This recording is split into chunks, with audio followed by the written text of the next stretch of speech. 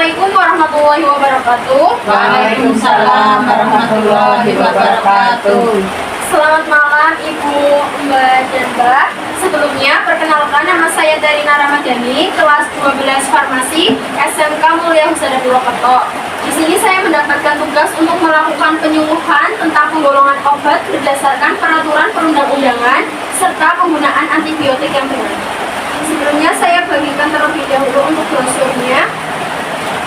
Boleh sambil dibaca-baca. Oh iya.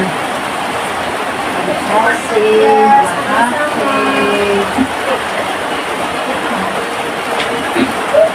Langsung saja untuk materi yang pertama tentang penggolongan obat berdasarkan peraturan perundang-undangan.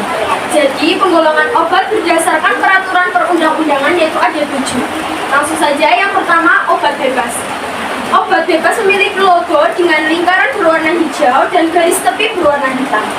Obat bebas sendiri ada pengertiannya yaitu obat yang bisa dijual atau dibeli secara bebas tanpa resep dokter. Biasanya dijual di apotik, warung, dan juga toko obat. Contoh obat bebas yaitu vitamin C, multivitamin, Sanmol, paracetamol, Promas, seperti itu. Selanjutnya, obat bebas terbatas. Logo obat bebas terbatas yaitu lingkaran berwarna biru serta garis tepi berwarna hitam. Obat bebas terbatas yaitu obat yang bisa dibeli secara bebas tanpa resep dokter tapi dengan jumlah tertentu atau jumlah yang terbatas. Contoh obatnya yaitu ada Paramek nyeri otot, Faminak, dan juga obat mual yaitu Dimenhydramine. Lanjut, obat keras dan obat psikotropika. Obat keras dan obat psikotropika memiliki logo lingkaran berwarna merah dengan garis tepi berwarna hitam dan ada huruf K-nya di tengah berwarna hitam. Obat keras atau obat psikotropika adalah obat yang hanya diperoleh dengan resep dokter. Jadi tidak boleh jika dibeli tanpa resep dokter. Karena ini sangat berbahaya jika tidak digunakan sesuai dengan aturan.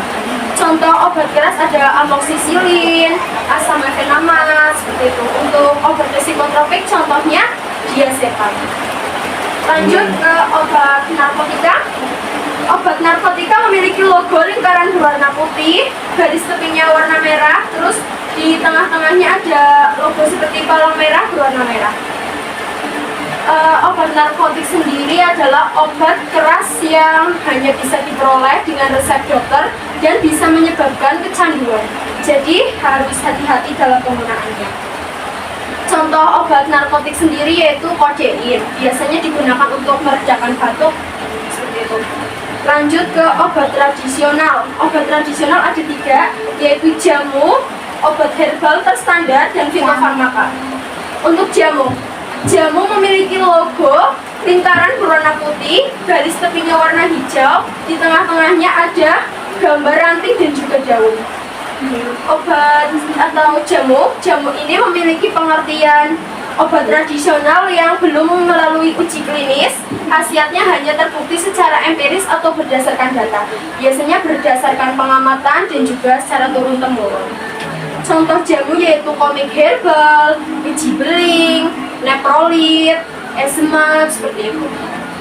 Lanjut ke obat herbal terstandar.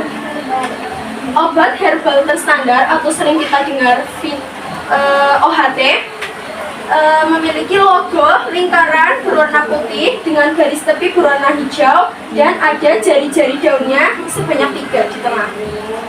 Obat herbal terstandar memiliki pengertian obat tradisional yang khasiatnya sudah terbukti secara ilmiah, sudah melalui uji praklinik. Jadi kalau uji praklinik itu diujikan ke hewan uji.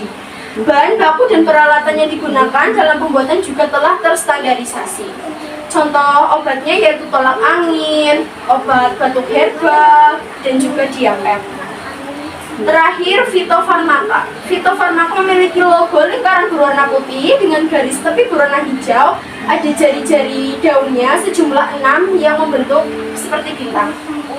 Fitofarmaka sendiri yaitu obat tradisional yang khasiatnya sudah terbukti melalui uji klinik pada manusia. Jadi kalau uji klinik itu langsung diujikan kepada manusia. Bahan baku dan peralatan yang digunakan dalam pembuatannya juga sudah terstandarisasi. Lanjut ke yang kedua, penggunaan antibiotik. Sebelumnya apa itu antibiotik? Antibiotik adalah obat yang digunakan untuk mengatasi atau mencegah infeksi bakteri. Untuk penggunaan obat antibiotik yang benar, yaitu yang pertama, minum sesuai dosis yang diresepkan dokter. Jadi harus sesuai dosis yang diresepkan dokter. Misalnya disuruh 3 kali sehari, ya harus 3 kali sehari. Misalnya disuruh 1 kali sehari, ya harus ikut 1 kali sehari. Selanjutnya, pilek, batuk, dan diare tidak perlu antibiotik.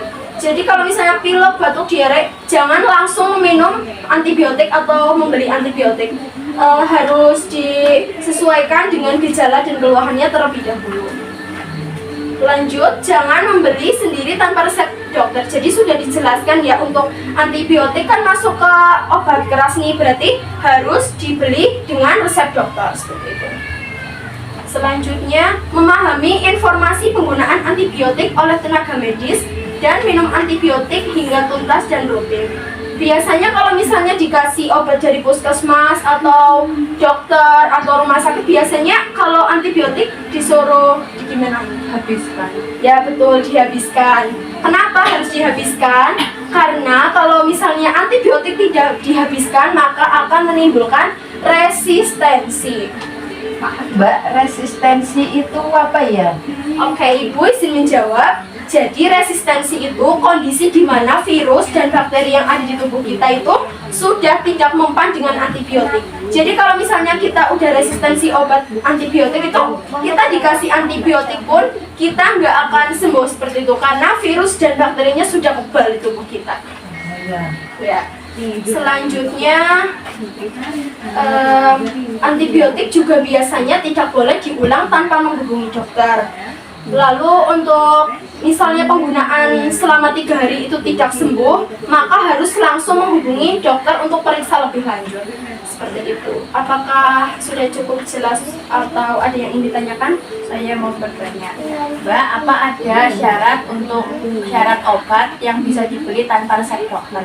Ya, izin menjawab, Mbak. Jadi tidak semua obat bisa dibeli tanpa resep dokter. Ada kriteria obat yang bisa diberikan tanpa resep dokter. Salah satunya, yang pertama, obat tersebut tidak dikontraindikasikan untuk wanita hamil, anak usia di bawah 2 tahun, dan orang tua di atas usia 65 tahun atau lansia. Jadi harus aman buat semuanya. Yang kedua, pengobatannya itu harus terjamin aman seperti itu, tidak menimbulkan atau memberikan resiko kelanjutan pada penyakit tersebut. Dan yang ketiga, pengobatan sendiri itu tidak perlu tidak menggunakan cara khusus atau alat khusus yang harus digunakan tenaga medis atau tenaga kesehatan. Jadi bisa dilakukan mandiri di rumah seperti itu. Yang terakhir, penggunaan obat tersebut itu diperlukan untuk penyakit yang tingkat prevalensinya di Indonesia itu tinggi. Kayak misalnya obat batuk di Indonesia. Batuk pilek kan di Indonesia udah menjarah ya, kayak hampir semua orang itu pernah menderita batuk pilek, karena batuk pilek di Indonesia tingkat penyakitnya itu tinggi. Berarti obat batuk pilek itu bisa diberikan atau dijual secara bebas tanpa resep dokter seperti itu. Apakah sudah cukup jelas? Jelas. Karena waktunya sudah selesai, cukup sekian. Kurang lebihnya mohon maaf.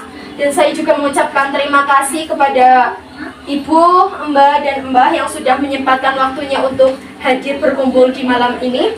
Semoga semua mendapatkan manfaatnya dan wawasannya bertambah, nggih. Amin.